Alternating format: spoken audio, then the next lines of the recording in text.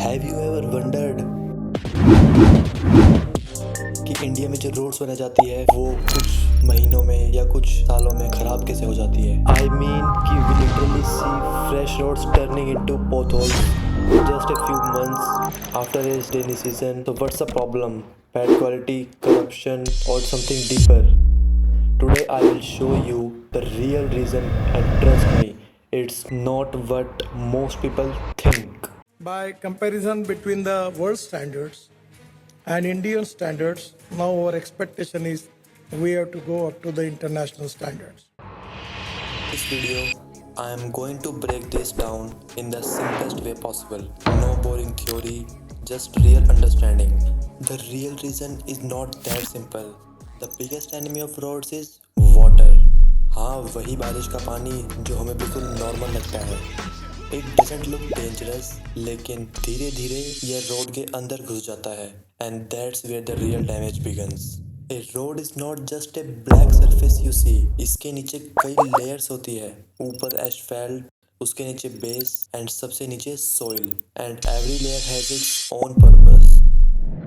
लेकिन जब पानी अंदर जाता है तो सबसे नीचे की सॉइल वीक हो जाती है। It becomes soft, like we can say wet mud. And to be more precise, अगर हम इसको और थोड़ा गहराई में समझने की कोशिश करें तो जब बारिश होती है water does not stay on the surface, वह छोटे छोटे क्रैक से अंदर घुस जाता है, and once it enters it starts damaging the structure from within. और इससे जो सबसे बड़ा असर पड़ता है वो नीचे की मिट्टी पर पड़ता है। The soil loses its strength और वह सॉफ्ट हो जाता है, बिल्कुल गीली मिट्टी की तरह, जैसे हमने पहले देखा। नाउ इमेजिन दिस, ऊपर से लगातार गाड़ियाँ गुजर रही है but the foundation below is already weak.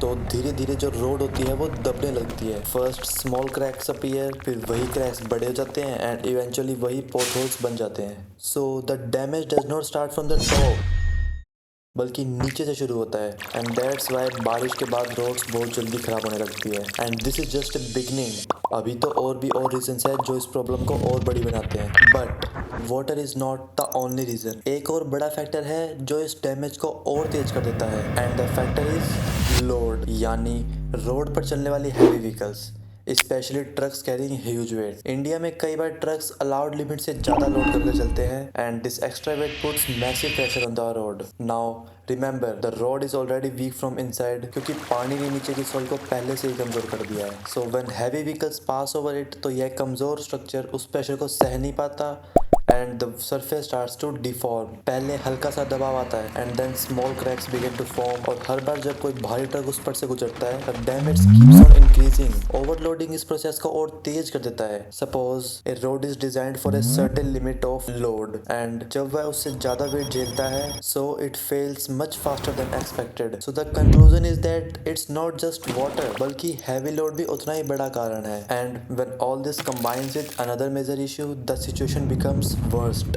and that issue is drainage.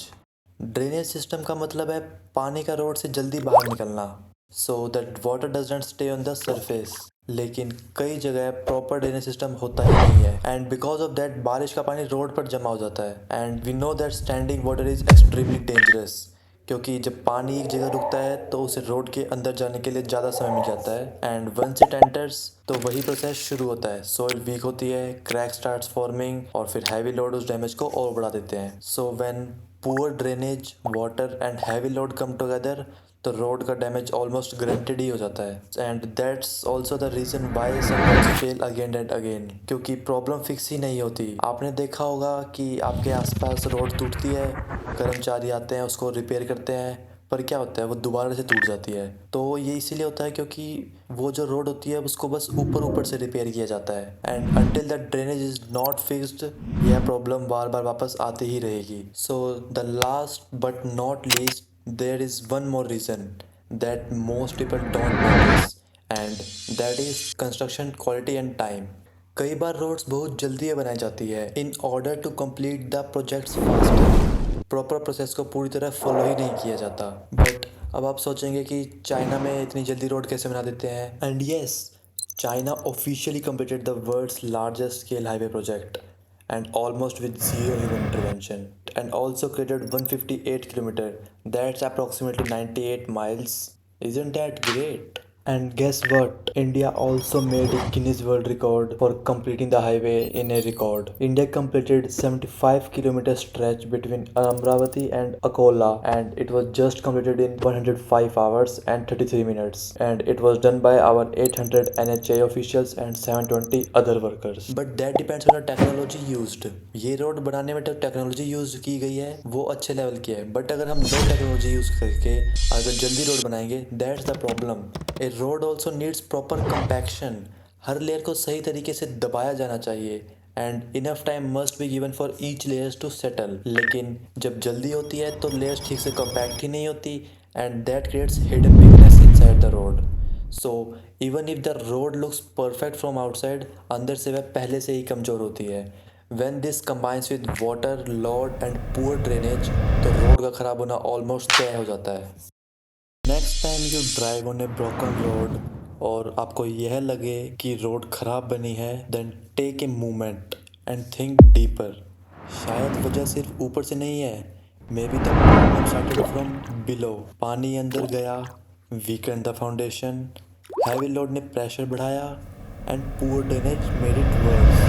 So it's not just one mistake, यह कई फैक्टर्स का कॉम्बिनेशन है। We can also say it is a chain reaction जो धीरे धीरे रोड को ख़त्म कर देता है। But things are changing now. आजकल कंस्ट्रक्शन टेक्निक्स बेहतर होती जा रही है with better design, better materials and better technology. और अगर सही तरीके से प्लानिंग की जाए, roads can last much longer. So the next time you see a broken road, don't just complain, आप उसके पीछे की वजह जानिए, अंडरस्टैंड द रीज़न, क्योंकि हर एक फेलियर एक कहानी बताता है and engineering helps us understand it. So if you found the video informative and want to see more such explanations, like this video and subscribe the channel and tell me what I should explain next.